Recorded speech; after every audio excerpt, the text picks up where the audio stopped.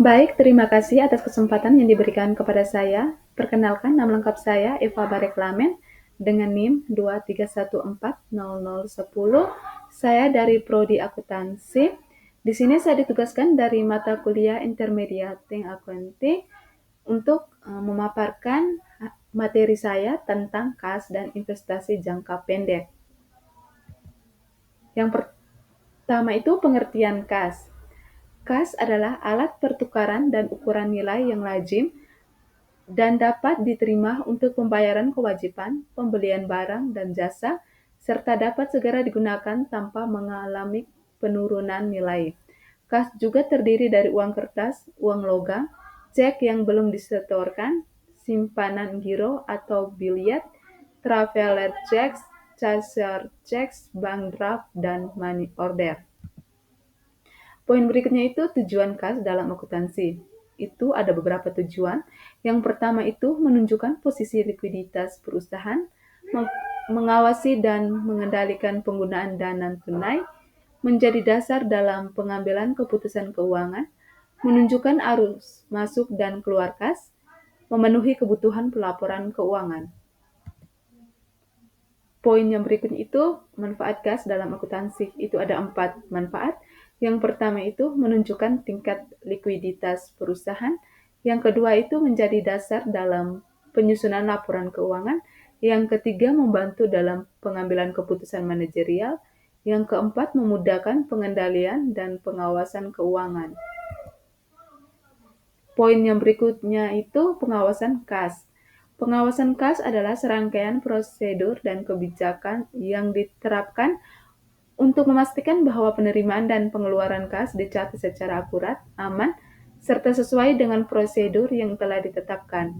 Pengawasan kas bertujuan untuk menjaga keamanan dan keakuratan penggunaan kas, serta mencegah kecurangan atau kesalahan dalam pengelolaannya.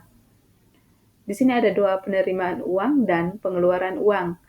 Kalau untuk penerimaan uang biasanya berasal dari penjualan tunai, pelunasan piutang, dan dari pinjaman. Kalau untuk pengeluaran uang itu berasal dari membayar macam-macam transaksi. Poin berikutnya itu kas kecil. Kas kecil atau petty cash adalah sejumlah dana kas yang disediakan oleh perusahaan untuk membiayai pengeluaran kecil dan rutin yang jumlahnya relatif kecil serta tidak efisien jika dilakukan melalui cek atau transfer bank. Di sini ada beberapa contoh pengeluaran kas kecil, yaitu membeli alat tulis kantor, membayar ongkos kirim dokumen, biaya konsumsi rapat, biaya transportasi dalam kota. Terus ada 2 metode umum pengelolaan kas kecil. Yang pertama itu metode impres atau tetap. Itu di dalamnya itu ada dana kas kecil ditetapkan jumlahnya, misalnya 1 juta. Itu tidak langsung dicatat setiap transaksi kecil, tetapi pencatatan dilakukan saat pengisian kembali atau replenishment. Terus metode fluktuatif itu tidak tetap. Itu di dalamnya itu setiap pengeluaran dicatat langsung dan saldo kas kecil bisa bertambah atau berkurang sesuai kebutuhan. Poin berikutnya itu rekonsiliasi laporan bank.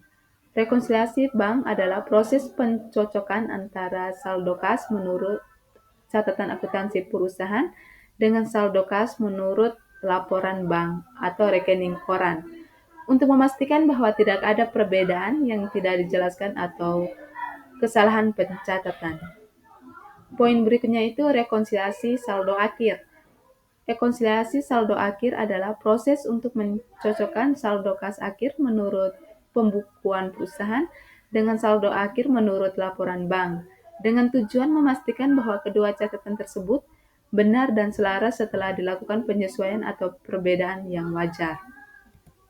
Poin yang berikutnya itu rekonsiliasi saldo awal, penerimaan pengeluaran, dan saldo akhir. Rekonsiliasi bank melibatkan pencocokan antara saldo awal kas, penerimaan kas, pengeluaran kas, dan saldo akhir kas menurut catatan perusahaan dengan catatan bank untuk memastikan keduanya sama setelah penyesuaian yang diperlukan. Di sini ada beberapa proses yang perlu dilakukan. Untuk yang pertama itu memastikan bahwa semua transaksi kas telah tercatat dengan benar. Yang kedua itu mendeteksi perbedaan antara catatan perusahaan dan bank. Dan yang ketiga itu mengidentifikasi kesalahan pencatatan atau transaksi yang belum tercatat. Terus ada selisih kas. Jika jumlah uang yang ada ternyata tidak sesuai dengan catatan kas, maka selisihnya dicatat dalam rekening selisih kas dan rekening lawannya adalah rekening kas. Terus overdraft. Itu apabila cek yang dikeluarkan melebihi saldo kas yang ada, maka selisihnya disebut overdraft dan dilaporkan dalam kelompok utang lancar. Poin berikutnya itu investasi jangka pendek. Investasi jangka pendek sebagai salah satu bentuk aset lancar yang memiliki tujuan untuk dijual atau dicairkan dalam waktu yang relatif singkat, biasanya dalam waktu 1 tahun atau kurang. Investasi ini seringkali berbentuk surat berharga atau instrumen pasar uang yang dapat dijual dengan cepat tanpa menimbulkan kerugian signifikan. Jadi kesimpulan dari investasi atau kas ini yaitu merupakan komponen penting dalam aset lancar perusahaan.